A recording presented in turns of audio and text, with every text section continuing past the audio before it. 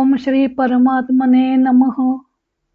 ज्ञानदेवांचा आत्मसंवाद प्रकरण 4. ज्ञानाज्ञान भेद कथन.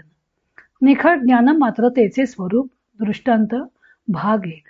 ओव्या आहेत 11 आणि 12. ज्ञानदेवाने अज्ञान नाहीसे करण्यासाठी आलेले ज्ञान हे स्वतः नाहीसे होईपर्यंत वाढते व अज्ञान नाहीसे झाले की सापेक्षताच नाहीशी झाली की अखेर आपला नाश करून घेते हे सांगितले. त्यानंतर ज्ञानदेवाने निखळ ज्ञानमात्रतेच्या स्वरूपाकडे 11 ते 17 ओव्यात नानाविध दृष्टांतांमधून अंगुली निर्देश केला आहे. ज्ञानदेव म्हणतात, जैसे कल्पांतीचे भरिते स्थळा जळा दोहिते बुडविल्या आरवते राहोची नेणे. बुडलिया आरवते म्हणजे जलमय केल्याशिवाय. ज्याप्रमाणे प्रलयकाली वाढलेले पाणी पृथ्वी व समुद्र या दोघांनाही बुडवून टाकल्याखेरीज राहूच शकत नाही, का विश्वाही वेगळ वाढे जे सूर्यमंडळ ते तेज तम निखळ तेची होय. प्रलयकालचे सूर्याचे तेज जेव्हा विश्वापेक्षाही विकास पावते तेव्हा अंधार व प्रकाश या दोघांनाही तो सूर्य गिळून टाकतो व त्यांना प्रकाश मात्र अशा आपल्या स्वरूपात मिसळून घेतो. स्वामी स्वरूपानंद याचं अभंग रूपांतर करताना म्हणतात, जळमय जैसे स्थळ जळ सर्व होता एकार्णव प्रलयंती. किंवा तेजतम होय तेजोमय प्रकाशता सूर्य कल्पांतीच. अज्ञानाचा निराश करण्यासाठी ज्ञानही अज्ञान इतके वाढत जाते. अज्ञान म्हणजे मी देह असून दृश्य प्रपंच हा सत्य आहे असे वाटणे, तर ज्ञान म्हणजे आत्मा हा परमात्मा स्वरूप असून दृश्य प्रपंच मिथ्या आहे असे कळून येणे. अभ्यासाच्या साधनेच्या सहाय्याने शुद्ध असंग सच्चिदानंद स्वरूप परमात्मा हेच माझं खरं स्वरूप आहे असं जेव्हा कळून येतं, आत्मज्ञान होतं, तेव्हा ज्ञानाचे कार्यही संपुष्टात येते. त्याबरोबर त्याचे वेगळे अस्तित्वही संपते. आता ते परमात्मा स्वरूपात विलीन व्हायला हवे. मग अखंड एकरस असा परमात्मा शिल्लक राहतो. या निखळ ज्ञानमात्रतेचे स्वरूप ज्ञानदेव दृष्टांतांच्या मालिकेने स्पष्ट करतात. पहिली प्रतिमा येते ती कल्पांताची. कल्प म्हणजे ब्रह्मदेवाच्या 1 दिवसाचा शेवट. 1000 चतुर्युगे म्हणजे ब्रह्मदेवाचा 1 दिवस व तेवढीच ब्रह्मदेवाची रात्र असते.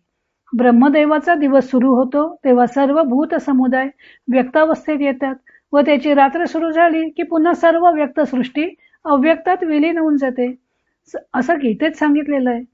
कल्पांताच्या वेळी हत्तीच्या सोंडेसारख्या जलधारा कोसळतात, सर्व सृष्टी जलमय होऊन जाते व भूलोक भुवलोक व स्वरलोक या तिन्ही लोकांना जलमय करून टाकतात असे पुराणांमध्ये वर्णन केलेलं आहे. महाकल्पांताच्या वेळी सप्तस्वर्ग व सप्त पाताळे असे सर्व ब्रह्मांडच जलमय होऊन जाते. असा हा एकार्णव उसळलेला असतो. पाण्याला पूर येतो तेव्हा कशी स्थिती होते याची झलक आपल्याला दरवर्षी पावसाळ्यात पाहायला मिळते. तशीच जीवसृष्टी संपवणारी जलमय अवस्था प्रलयकाली होत असते. ज्ञानदेव सांगतात की कल्पांताचे भरिते स्थळा जळा दोहिते. कल्पांताचे जळ पृथ्वी व समुद्र या दोघांनाही आपल्या महापुरात बुडवून टाकल्याशिवाय राहत नाही. जोपर्यंत प्रलय होत नाही तोपर्यंत हे जल ही पृथ्वी असा भेद दिसत असतो, पण महाप्रलयाच्या सर्वव्यापी जलात भूभाग व जलाशय हे सर्वव्यापी जलात विलीन होऊन जातात. दिशांचा ठावच हरपून जातो, सर्व काही एकांकार होऊन जाते. तशीच ही ज्ञानातीत अवस्था म्हणजे एक प्रकारचा महाप्रलयच असतो. ज्ञान व अज्ञान दोन्ही त्या ज्ञानप्रलयात विलीन होऊन जातात व उरतो तो निखळ ज्ञानमात्रतेचा एकार्णव. दुसरा दृष्टांत येतो तो तेजतमाचा. कल्पांतीच्या वेळी सूर्यमंडलातील महातेजालाही भरते येते व त्यात समग्र विश्व लोपून जाते.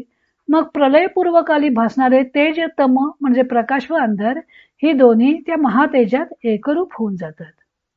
आत्म्याचे स्वरूपभूत ज्ञान हे विषयज्ञान किंवा सृष्टीज्ञानरूपी अज्ञान व आत्मज्ञानरूपी ज्ञान या दोघांनाही आपल्या पोटात सामावून घेते.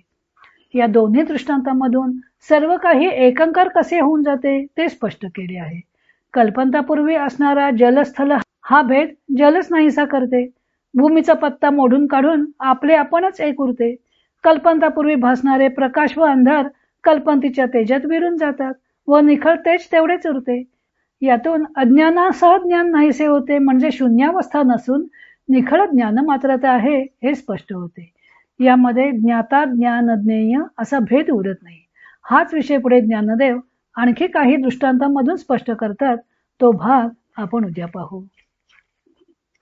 इतर अनेक ग्रंथांचा आधार घेऊन ज्ञानदेवांच्या अमृतानुभव या ग्रंथाचं लेखन व वाचन सौ मनीषा अभ्यंकर मिरज यांनी केलं आहे.